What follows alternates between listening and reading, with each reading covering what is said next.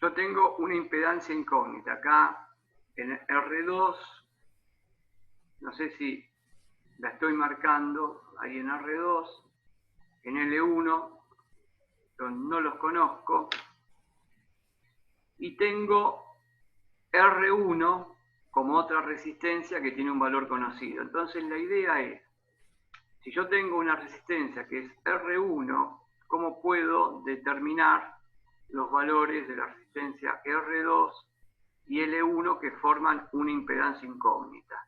Una impedancia que no la conozco. ¿Cómo la mido esta impedancia? Entonces, es un circuito serie. Es un circuito serie. Y como es un circuito serie,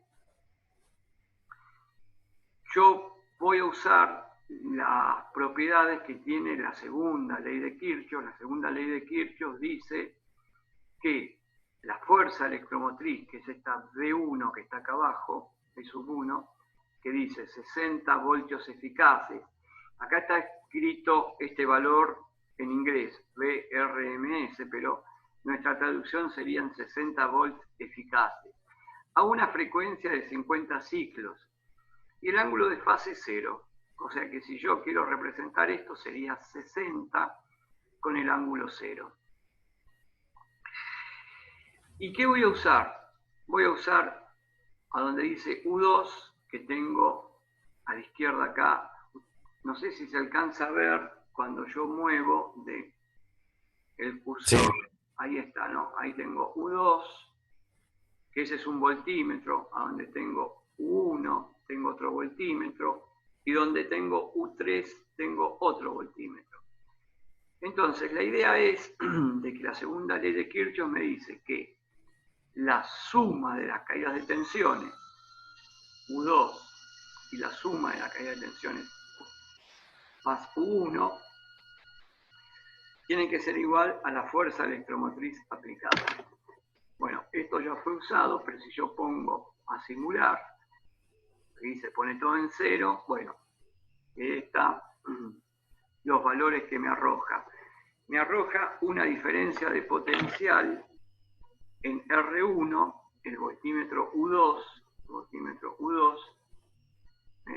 una diferencia de potencial de 23,6 ohms. Lo redondeo ahí, el voltímetro en R1, 23,6 ohms.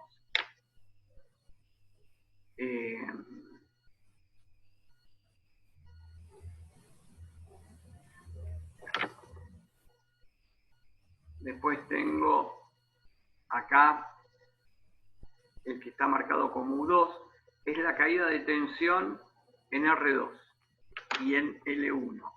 Y eso es el voltímetro. En nuestra impedancia incógnita me marca 44 volts. Y después tenemos acá abajo, donde tengo la tensión, que la estoy midiendo con este voltímetro. Con ese voltímetro que la estoy midiendo, bueno, lógico, me da 60. Entonces tengo todos esos datos, 60 voltios, y voy a tomar el dato de este amperímetro, el U4. El amperímetro U4 me marca 23... 2,4. 2,4, perdón, 2,4 amperes. Y nosotros hablamos de los módulos y del ángulo. Los instrumentos me dan todos los módulos de los fasores, de los valores de corrientes y tensiones. No me da el ángulo, me da los valores eficaces. Todo lo que tengo acá, todo esto que tengo acá, son todos valores eficaces, tanto de tensiones como de corriente. Ya tenemos todas las medidas. Paramos acá un poquito. No sé por qué no me está tomando el mouse ahora. La simulación. Y voy a ver si puedo volver a compartir la hoja. A ver si puedo compartir la hoja, si está todavía ahí dando vueltas la hoja. Bueno, esperen un segundito que tengo que abrir la hoja que se cerró. Entonces, bueno, ya tenemos las medidas. Dejamos el circuito y vamos a tratar de interpretar cómo resolver el ejercicio.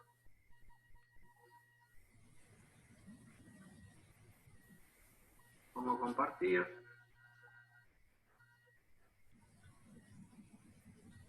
Bien. Y ahora que puse compartir, tenemos... ¿Están viendo la hoja? Sí. Bien. Entonces, como estamos viendo la hoja, esto que está acá es la impedancia incógnita, lo que yo quiero medir. Y yo quiero usar, esto sería la Z, y esto es la R que es mi valor conocido, que 10 ohms. generalmente lo que se usa es una resistencia patrón con un valor de 10 ohms y nos aseguramos que ese valor es 10 ohms. Y es resistivo puro. ¿Y qué habíamos agregado acá? Acá habíamos agregado en el circuito de medición un amperímetro. El amperímetro siempre en serie. Y acá habíamos puesto unos voltímetros. Habíamos puesto un voltímetro acá.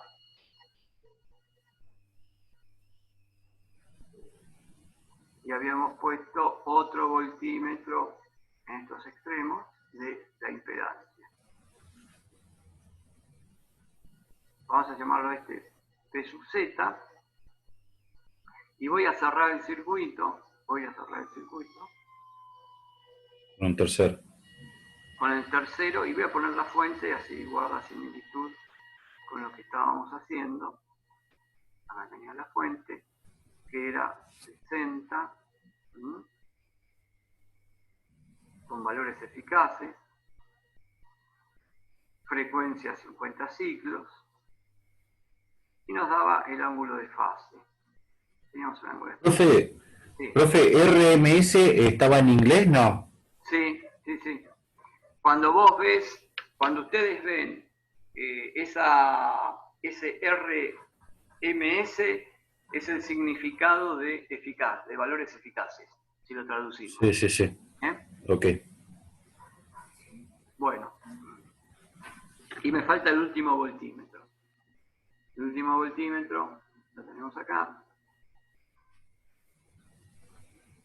que le voy a poner B directamente, o B total. Entonces, cada uno de estos voltímetros voy a anotar lo que me dio. Me dio 60 volt, que es el módulo, este voltímetro. Este otro voltímetro, B sub Z, me dio en módulo 44 volts.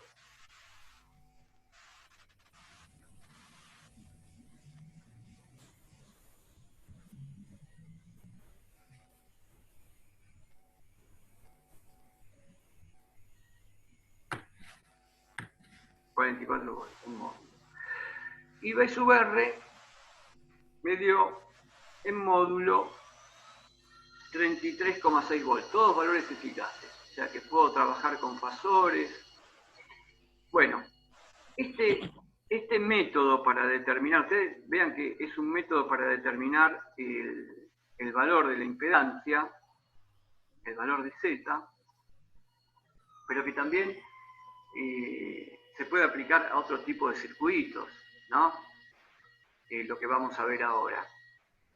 Lo que vamos a ver ahora es cómo utilizar la segunda ley de Kirchhoff, porque un circuito serie, no se olviden que un circuito serie, como es el caso que tenemos acá, la R, y tenemos esta Z, que es resistiva, inductiva, un circuito serie se lo conoce también como divisor de tensión.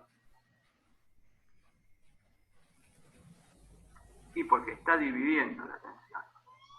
De alguna manera la está dividiendo.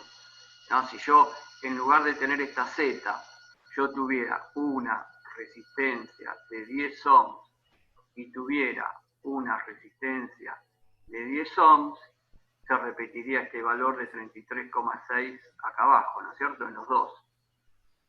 Sí.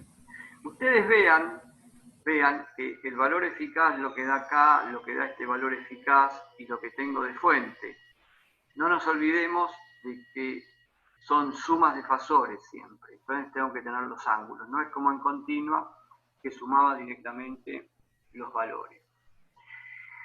Entonces, la segunda ley de Kirchhoff, que se usa en un divisor de tensión como este, donde hay un solo valor de corriente acá. En el divisor de tensión, la corriente es el elemento común. ¿Mm? Entonces, cuando tenemos serie o divisor de tensión, uso la segunda ley de Kirchhoff.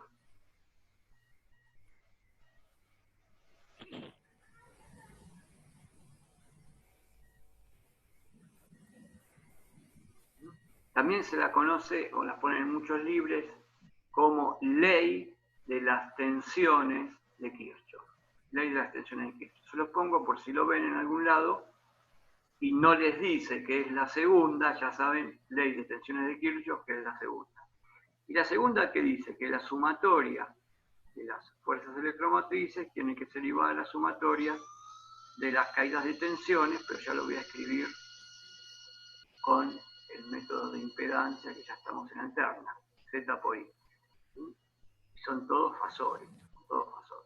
Fuerza electromotriz es 6, es E, y me dice que la fuerza electromotriz, es la suma de las tensiones en V sub R más la tensión en V sub Z. Entonces, cuando uno trabaja en corriente alterna, puede trabajar con los módulos y trabajar con módulos y ángulos. Si nosotros vemos en nuestro circuito, son todos valores eficaces, son todos módulos, inclusive la corriente, el amperímetro me dice que la corriente en el circuito es de 2,4 amperes en módulo. Entonces, mi impedancia es la impedancia que yo quiero averiguar. Y puedo hacer cálculos, vamos a hacer cálculos. Trabajo con los módulos. Si yo trabajo con los módulos, puedo calcular, se puede calcular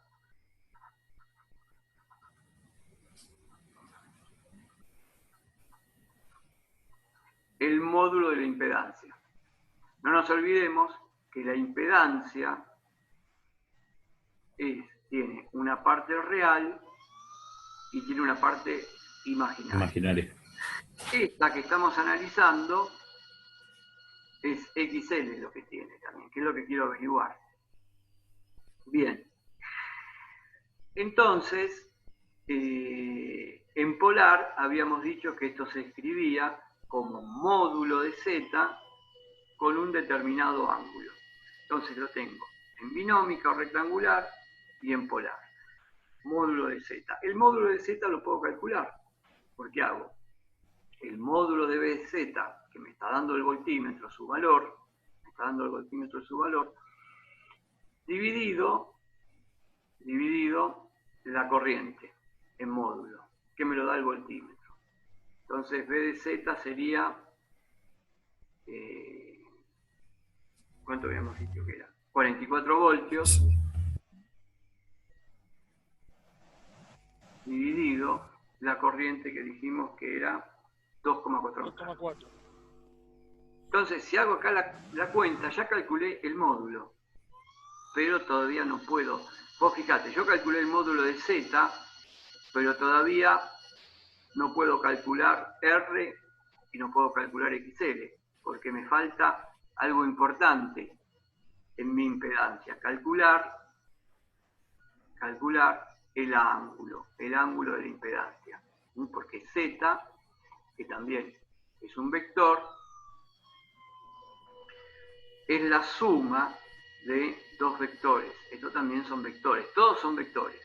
¿Por qué esto es un vector? Porque fíjate, yo acá está mal lo que estoy haciendo, pero si yo aplico la ley de Ohm sería Z igual a B, que es un vector que gira, dividido I, que es un vector que gira. La división va a ser un vector también. No cabe duda en eso. Bueno, entonces vamos a sacar esta cuentita. Sí, ¿cuánto? 18.33 ya. 18.33, bien. 18.33. ¿La tenés a mano? Así nos evitamos de hacer cuentas, ¿te parece? Si lo tenés a mano. ¿Algo? ¿No? Sí, 1833. 18.33, bueno. Sí, Perfecto. sí. Entonces conozco el módulo. Lo único que puedo poner acá, yo, es que esto es 18.33 phi ohms. Pero bueno, ya por lo menos conozco el módulo. Me estoy acercando a lo que me piden, calcular Z. Veamos el circuito. Es un circuito serie. Un circuito serie dije que es un divisor de tensión. Los que circulan acá son corrientes y los voltímetros me marcan tensiones, donde lo que hay son vectores que tienen un módulo. El módulo de cada vector ya lo conocemos. El vector de la caída de tensión en R es 33,6, su valor. El módulo de B sub Z es 44 y el módulo de E es 60. Todavía no puedo hacer la suma, pero puedo representar esos vectores e ingeniármelas para reconstruir vectorialmente el circuito, lo que está pasando. Bien. Entonces tenemos que tener en claro cuál es el elemento común, el parámetro común. Yo tengo tensiones, acá tengo una tensión, acá tengo una tensión, y tengo una corriente. ¿Cuál es el parámetro común a todo el circuito? Por acá, La corriente. La corriente por acá es única y siempre va a estar circulando 2,4 amperes. Entonces, lo que voy a tratar de hacer es graficar cómo estarían supuestamente posicionados esos vectores. Y recordando lo que vimos ayer, nosotros ayer vimos de que cuando esta corriente pasa por acá, cuando esta corriente I pasa por la resistencia, pasa por acá, la corriente I pasa por aquí, esta corriente va a estar en fase con B sub R. Sí, señor, tiene que estar en fase. Y cuando esta corriente pasa por este conjunto, por el conjunto de Z, lo tomo como un conjunto. Cuando pasa por este conjunto, ya no va a estar en fase. Va a formar un ángulo, un cierto ángulo con esta tensión. Entonces tengo que usar ese razonamiento. El razonamiento que había dicho era de que, lo voy a graficar, porque ahora tengo que hacer un gráfico de fasores, y en el gráfico de fasores tengo que poner lo que es tensiones y corrientes. Entonces voy acá, y voy a seleccionar,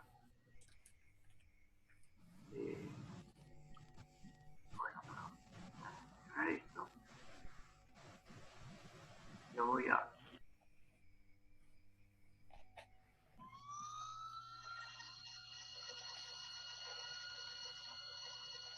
bueno, ¿y qué dijimos?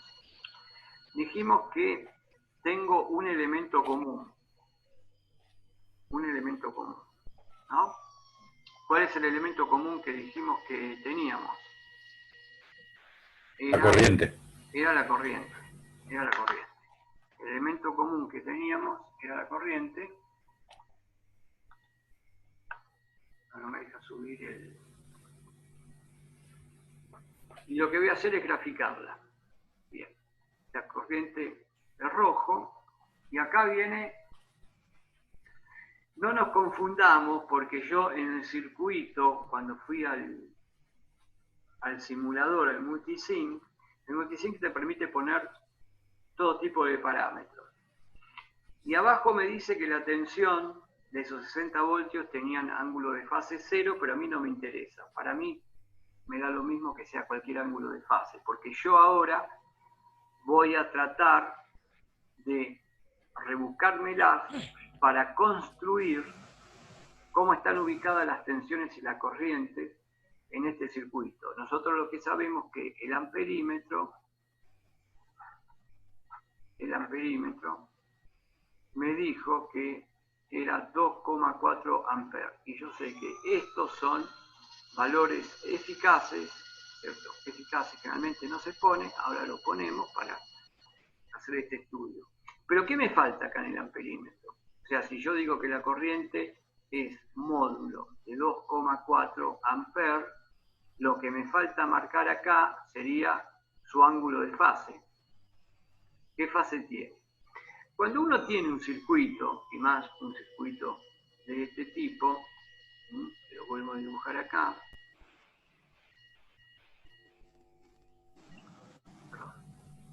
voy a dibujarlo como estaba ahí, tengo la resistencia R1, que esta dijimos que valía 10 ohms, y después voy a dibujar mi impedancia incógnita, que yo sé que tiene una bobina y una resistencia.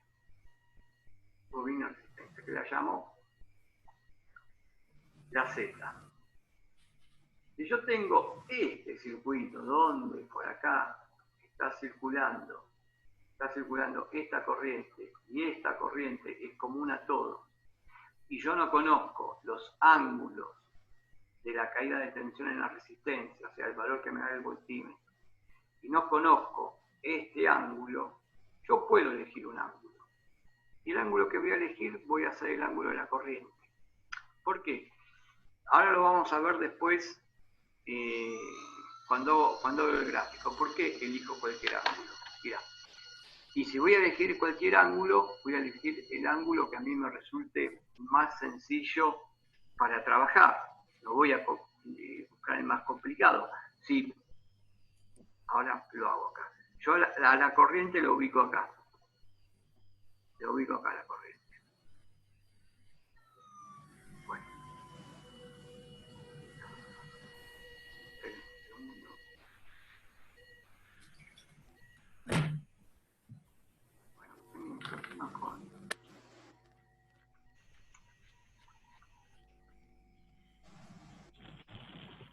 Ahí va de nuevo. Ubico la corriente.